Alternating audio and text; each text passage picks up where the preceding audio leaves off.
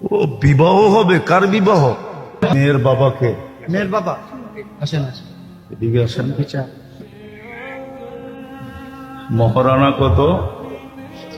মরানো কত? অনুমতি নিয়ে আসছেন? এই যে ছেলের বাবা। ছেলের বাবা লাগবে না। আপনার মেয়ের নাম কি? হুম, আপনি বলেন বৃষ্টি আক্তার। আমার মেয়ে বৃষ্টি আক্তার সানাকে